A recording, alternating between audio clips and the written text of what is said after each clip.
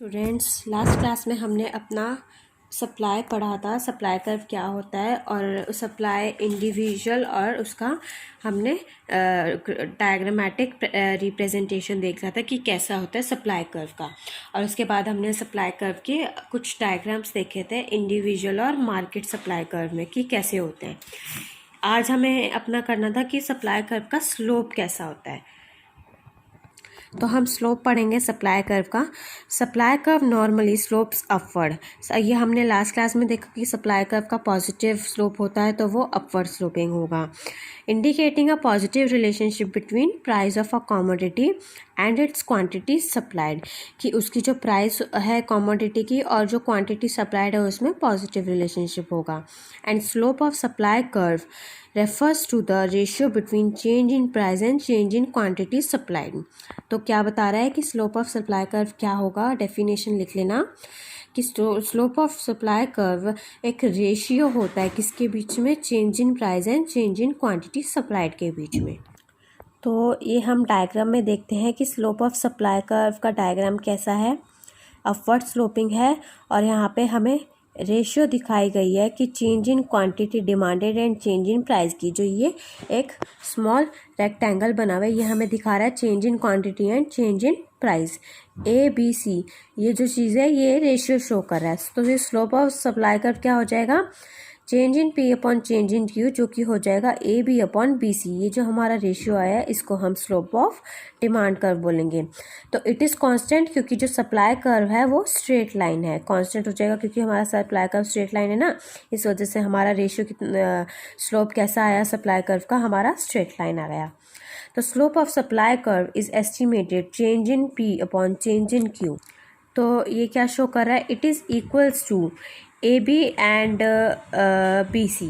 ठीक है, तो ये रेट शो कर रहा है किसमें, जहाँ पे price of a commodity change हो रहा है corresponding to a unit change in quantity supplied. तो जो हमारा रेशियो है change in P upon change in Q वो कांस्टेंट रहेगा हर पॉइंट पे क्योंकि जो स्लोप है वो स्ट्रेट लाइन है। It points to the fact that the slope of straight line supply curve is constant। ये हमें फैक्ट बता रहा है कि जो स्लोप होता है सप्लाई कर्व का वो कांस्टेंट रहता है क्योंकि वो स्ट्रेट लाइन होता है। और that there is a linear relationship between price and quantity supplied. उसमें लीनियर रिलेशनशिप होगा क्वांटिटी सप्लाई और प्राइस में कमोडिटी की।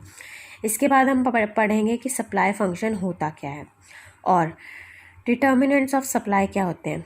पहले तो सप्लाई फंक्शन स्टडी करता है एक functional relationship between supply of a commodity and its various determinants. जो सप्लाई फंक्शन होता है वो फंक्शनल रिलेशनशिप स्टडी करता है between supply of a commodity और उसके अलग अलग वेरियस डिटर्मिनेंट्स के बीच में। तो supply of a commodity mainly depends on its own price. जो कमोडिटी की सप्लाई है वो किस पे मेनली डिपेंड करेगी, प्राइस पे। जितनी ज़्यादा प्राइस होगी उतनी ज़्यादा उसकी सप्लाई की जाएगी। तो किस पे डिपेंड करेगा, प्राइस पे। और जो अदर डिटर्मिनेंट्स हैं प्राइस से अलग, वो क्या है, number of firms in the industry, goals of the firm, price of factor of production, state of technology, business expectations और गवर्नमेंट पॉलिसी। ये प्राइस से अलग फैक्टर्स हैं जो कि डिटर्मिनेंट्स होते हैं सप्लाई के। And this supply of commodity is a function of several factors as expressed in the following equation. अब हमें यहाँ पे सप्लाई फंक्शन की फॉलोइंग इक्वेशन दिखा रखी है कि सप्लाई फंक्शन क्या बताता है। Supply is a function of PX होता है हमारा प्राइस ऑफ अ कमोडिटी, जो कि एक मेन फैक्टर होता है। इसके बाद R क्या डिनोट करता है, रिलेटेड गुड्स डिनोट करता है। NF हमें क्या बताता है कि उसकी पॉपुलेशन कितनी है, कितने लोग उसकी डिमांड या फिर सप्लाई कर रहे हैं। जी से हमारा गवर्नमेंट पॉलिसीज आ जाता है या फिर गोल्स हो जाते हैं। फिर उसके बाद हमारा PF आ जाता है जो कि हमें प्राइस बता देता है या फिर पॉपुलेशन या फिर प्रोडक्ट की जो भी मतलब एक्सपेक्टेशंस होती हैं। इसके बाद जो T है ये टेस्ट बता रहा है। EX हमें यहाँ पे पढ़ते हैं क्या बता रहा है, PR तो हमें प्राइस ऑफ रिलेटेड गुड्स बता रहा है, एन हमें number of firm in the industry की, इस इंडस्ट्री में कितनी नंबर ऑफ फर्म्स हैं। जी हमें गोल बता रहा है फर्म का कि फर्म का गोल क्या होगा। PF हमें price of factor of production, जो भी फैक्टर ऑफ प्रोडक्शन की प्राइस है वो बताएगा। टेक्नोलॉजीज को हम डिनोट करेंगे T से। एक्सपेक्टेशंस फ्यूचर प्राइस की हम EX से डिनोट करेंगे। और GP हमारा होगा गवर्नमेंट पॉलिसीज़ जो भी क्रिएट करी जाएंगी सप्लाई के लिए और डिमांड के लिए। तो हम ब्रीफ डिस्क्रिप्शन देखते हैं कि ये डिटर्मिनेंट्स ऑफ अ कमोडिटी क्या रोल प्ले करती हैं। Own price of a commodity तो सबको पता है एक मेन फैक्टर होता है हमारा सप्लाई का और डिमांड का भी। तो प्राइस से ही फ़र्क पड़ेगा कि कमोडिटी की प्राइस जितनी है उसी से डिमांड और सप्लाई का पता चलता है। तो अब अगर हम सप्लाई की बात कर रहे हैं तो हमें पता है कि पॉजिटिव रिलेशनशिप है, तो जितना हायर प्राइस होगा उतनी हायर उसकी सप्लाई होएगी। तो एक डायरेक्ट रिलेशनशिप होता है किसके बीच में, own price of a commodity and it's quantity supplied, उसकी क्वांटिटी सप्लाई के बीच में और उसके प्राइस के बीच में एक डायरेक्ट रिलेशनशिप होता है। तो जनरली हायर प्राइस होगी तो हायर क्वांटिटी सप्लाई होगी, लोअर प्राइस होगी तो लोअर क्वांटिटी सप्लाई होगी। नेक्स्ट पॉइंट हमारा आता है प्राइस ऑफ रिलेटेड गुड्स। जो सप्लाई ऑफ गुड्स है वो किस पे डिपेंड करेंगे, प्राइस ऑफ रिलेटेड गुड्स पे। और उसको हम कंसिडर करेंगे as a firm selling tea, कि जो सप्लाई है वो प्राइस पे डिपेंड करेगा। एक फर्म है जो टी सेल करे, चाय की दुकान है, और अगर उसका price if the price of coffee rises in the market, coffee की प्राइस अगर हम राइज कर देंगे मार्केट में, जो फर्म है वो क्या करेगा, will be willing to sell less tea at its existing price. तो same quantity of tea will be sold only at a higher price, कि जितनी ज़्यादा उसकी प्राइस होगी उतनी ही ज़्यादा हम उसको सप्लाई करेंगे क्योंकि हमें ज़्यादा पैसा चाहिए। इसके बाद आता है number of firms in the industry. Market supply of a commodity depends on number of firms in the industry. जितनी भी मार्केट सप्लाई हो रही है कमोडिटी की वो नंबर ऑफ़ फर्म्स पे डिपेंड करेगी कि इंडस्ट्री में कितनी नंबर ऑफ़ फर्म्स हैं।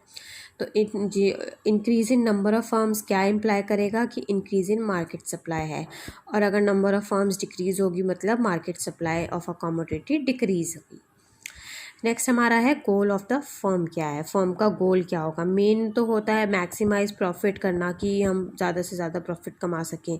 तो जितनी ज़्यादा क्वांटिटी कमोडिटी की ऑफ़र की जाएगी हायर प्राइस पे, उतनी ही ज़्यादा उनको हायर प्राइस मिलेगी। दूसरी साइड पे अगर गोल है फर्म का टू मैक्सिमाइज सेल्स, अपनी सेल्स को बढ़ाना या फिर अपने आउटपुट और एम्प्लॉयमेंट को बढ़ाना, तो ज़्यादा से ज़्यादा सप्लाई किया जाएगा। अगर प्राइस सेम रहेगी या फिर कम भी होगी तब भी क्या करेंगे, वो चीज़ों को सप्लाई कर देंगे, जो डिपेंड करेगा गोल पे। तो प्राइस से अलग भी हमारा गोल हो जाएगा, जो हो जाएगा गोल क्या हो जाएगा कि सेल्स मैक्सिमाइज करना। इसके बाद आता है हमारा price of factor of production. Supply of a commodity is also affected by price of factors use for the production of commodity. कि जो सप्लाई हो रही है कमोडिटी की वो किससे अफेक्ट होती है, जो प्राइस ऑफ फैक्टर्स होते हैं जो प्रोडक्शन के लिए यूज़ की जाती हैं। अगर फैक्टर प्राइस डिक्रीज़ हो जाएगा तो कॉस्ट ऑफ प्रोडक्शन भी रिड्यूस हो जाएगा। ऐसे ही जितनी ज़्यादा कमोडिटी सप्लाई की जाएगी एग्जिस्टिंग प्राइस पे, तो उतनी ही ज़्यादा उनका फैक्टर ऑफ प्रोडक्शन इंक्रीज़ होगा। ऐसे ही अगर जो फैक्टर प्राइस है वो इंक्रीज़ हो जाएगा, कॉस्ट ऑफ प्रोडक्शन भी इंक्रीज़ हो जाएगा। इस सिचुएशन में कम कमोडिटी को सप्लाई किया जाएगा एग्जिस्टिंग प्राइस पे। इसके बाद आता है एक्सपेक्टेड फ्यूचर प्राइस।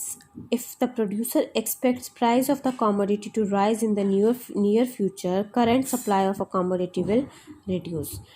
दूसरी साइड पे fall in the price is expected, current supply will increase. अगर जो प्रोड्यूसर है वो एक्सपेक्ट करेगा प्राइस को कमोडिटी की राइज करने के लिए, तो जो करंट सप्लाई है कमोडिटी का वो भी रिड्यूस हो जाएगा। दूसरी साइड पे अगर प्राइस डिक्रीज़ हो जाती है तो जो करंट सप्लाई है वो भी इंक्रीज़ हो जाएगा। लास्ट हमारा आता है गवर्नमेंट पॉलिसी। गवर्नमेंट पॉलिसी हमें क्या बताता है कि जो टैक्सेशन एंड सब्सिडी पॉलिसी होती है गवर्नमेंट की, वो मार्केट सप्लाई ऑफ कमोडिटी को भी अफेक्ट करती है, उस पर भी इम्पैक्ट छोड़ती है। While increase in taxation supply को डिक्रीज़ कर देगी और इंक्रीज़ इन सब्सिडीज़ उसको इंक्रीज़ कर देगी, क्योंकि सब्सिडीज़ हमें मिलती है और टैक्स हमें भरना पड़ता है। जितना टैक्स ज़्यादा टैक्स होगा हम उतनी ही कम सप्लाई कर देंगे। इसके बाद हमारा नेक्स्ट कंसेप्ट शुरू हो जाता है लॉ ऑफ सप्लाई का। लॉ ऑफ सप्लाई हमें क्या बताती है, अभी तक हम सप्लाई के कर्व और उसके स्लोप पढ़ रहे थे, लेकिन अब लॉ क्या बताता है सप्लाई का। Law of supply states that other things remaining constant, there is a positive relationship between own price of a commodity and its quantity supplied. मतलब जो लॉ है वो हमें क्या बता रहा है, सारी जो हमने फैक्टर्स पढ़ी हैं उनको कांस्टेंट रख के एक पॉजिटिव रिलेशनशिप होता है कॉमोडिटी और उसकी प्राइस ऑफ अ कॉमोडिटी और उसकी क्वांटिटी सप्लाई के बीच में. मतलब जितनी ज़्यादा हायर प्राइस होगी उतना ही and less at lower price, मतलब ज़्यादा सप्लाई होगा हायर प्राइस पे और कम होगा लोअर प्राइस पे. तो वही जो अभी हमने पढ़ा कि ये तो सबको पता है पॉजिटिव रिलेशनशिप होता है प्राइस और क्वांटिटी सप्लाई के बीच में, लेकिन इसमें क्या चीज़ मेन है कि सारे अदर फैक्टर्स जो अभी हमने पढ़े हैं वो कांस्टेंट रहेंगे. इसके बाद टैबुलर प्रेजेंटेशन आती है लॉ ऑफ सप्लाई की. यहाँ पे हम देखते हैं टैबुलर प्रेजेंटेशन, प्राइस हमें दे रखा है इंक्रीज़ हो रहा है तो हमारी सप्लाई भी दुगनी इंक्रीज़ हो रही है. It shows that quantity supply increase from 100 to 200 जब उसकी own price of a commodity 10 से 11 पे होगी. ऐसे ही it increases from 200 to 300 units when price increases from 11 to 12 per unit. तो ये क्या इम्प्लाई कर रहा है, पॉजिटिव रिलेशनशिप दिखा रहा है कि अगर प्राइस इंक्रीज़ हो रही है 10 से 11 पे तो ये 100 से 200 पे होगी, और ये 11 से 12 होगी तो ये 200 से 300 होगी. कि मतलब प्राइस इंक्रीज़ होगा तो हायर सप्लाई क्वांटिटी जाएगी. डायग्रामेटिक प्रेजेंटेशन देख लेते हैं. लॉ ऑफ सप्लाई का स्ट्रेट लाइन है, वही पॉजिटिव रिलेशनशिप दिखा रहा है कि इतना प्राइस था तो इतनी क्वांटिटी थी, प्राइस इंक्रीज़ हो गया तो क्वांटिटी भी इंक्रीज़ होगी, लेकिन ये स्ट्रेट लाइन रहेगा. हमारा सप्लाई कर्व पॉजिटिव रिलेशनशिप दिखा रहा है हमें. इसके बाद प्राइस हमें प्राइस हमने वाई एक्सिस पे लिया और क्वांटिटी हमने ओ एक्स एक्सिस पे लिया. तो हमें एस कर्व दिखा रहा है सप्लाई कर्व. ये अपवर्ड स्लोपिंग होता है और इंक्रीज़ होता है जब quantity supplied on price of commodity increase होता है. ठीक है, इसकी एजम्पशंस क्या होती हैं लॉ ऑफ सप्लाई कर्व की. No change in price of factor of production, कोई भी चेंज नहीं होता फैक्टर ऑफ प्रोडक्शन के प्राइस में. No change in technique of production, no change in goal, तो no change in price of related goods, no change in the price of commodity near future. मतलब जो expectations वाला है और जो government policy है जो प्राइस और प्रोडक्शन से रिलेटेड है वो कमोडिटी डज नॉट चेंज. तो ये एजम्पशंस क्या दिखा रहे हैं, जो अभी हमने जो भी हमने फैक्टर्स पढ़े थे अदर फैक्टर्स रिगार्डिंग प्राइस वो सारे कांस्टेंट रहेंगे, उसमें कोई भी चेंज नहीं आएगा. तो ब्रॉडली क्या होगा, जो लॉ ऑफ सप्लाई होगा वो क्या एज्यूम करेगा, जो अदर डिटर्मिनेंट्स होते हैं सप्लाई ऑफ कमोडिटी के other than price of a commodity वो कांस्टेंट रहेंगे, उनमें कोई भी चेंज नहीं आएगा. और कुछ एक्सेप्शंस होती हैं लॉ ऑफ सप्लाई की कि इनके अलावा भी कभी कभी चेंज आ सकता है. तो वो क्या होती है, पहला होता है एग्रीकल्चर आउटपुट. एग्रीकल्चर आउटपुट क्या दिखाता है कि law of supply does not apply strictly to agriculture output as it is govern by natural factors. तो नेचुरल फैक्टर्स पे तो किसी का कंट्रोल होता नहीं है, नेचुरली जो चीज़ें अक्कर हो जाएं वो तो होती हैं, उस पर हम कंट्रोल नहीं रख सकते. अगर नेचुरल कैलामिटीज़ की वजह से कोई प्रोडक्शन ऑफ वीट में फॉल हो जाता है तो उसकी सप्लाई इंक्रीज़ नहीं हो जाएगी, इनकी सप्लाई इंक्रीज़ नहीं हो सकती no matter what the price is. चाहे उसके प्राइस को कितना भी इंक्रीज़ कर दो उसके सप्लाई को हम इंक्रीज़ नहीं कर सकते. क्यों, क्योंकि किसी भी नेचुरल कैलामिटी की वजह से अगर कुछ भी आ गया, ज़्यादा रेनफॉल होगी, बाढ़ आ गई, कुछ भी आ गया, इस वजह से हम क्या कर पाएंगे, इस वजह से हमारी जो प्रोडक्शन है वो रुक जाएगी, वीट की कम हो जाएगी, तो इस पर भी प्राइस का कोई असर नहीं पड़ेगा. तो एग्रीकल्चर आउटपुट पर तो ये चीज़ होगी. उसके बाद सोशल डिस्टिंक्शन क्या हो जाएगा कि वो लिमिटेड रहेगा जब प्राइस हमारा इंक्रीज़ हो जाएगा उसके बावजूद. तो जो सोशल डिस्टिंक्शंस होंगी सप्लाई ऑफ गुड्स की, इन चीज़ों की वो लिमिटेड ही रहेंगी. इसके बाद पेरिशेबल गुड्स क्या होती हैं. At a given point of time जो सेलर्स होते हैं वो विल करेंगे ज़्यादा पेरिशेबल गुड्स को बेचने के लिए इवन एट लोअर प्राइसेस. तो ये किस लिए होता है कि जो शेल्फ़ लाइफ होती है पेरिशेबल गुड्स की वो काफ़ी ज़्यादा कम होती है. तो चाहे कितना भी मैटर नहीं करता कि उसका प्राइस कम है या ज़्यादा है या स्टेबल है, उसकी जो सप्लाई है वो ज़्यादा से ज़्यादा ही होगी, क्योंकि जो वो चीज़ें होती हैं वो उनके काफ़ी शॉर्ट पीरियड के लिए होती हैं, वो काफ़ी जल्दी ख़राब हो जाती है. ठीक है, तो ये हमने लॉ ऑफ सप्लाई अपना कंप्लीट कर लिया. इसके बाद हम नेक्स्ट टॉपिक अपना पढ़ेंगे change in quantity supplied and change in supply. क्या होता है कि सप्लाई कर्व में शिफ्ट या फिर मूवमेंट कैसे आती है.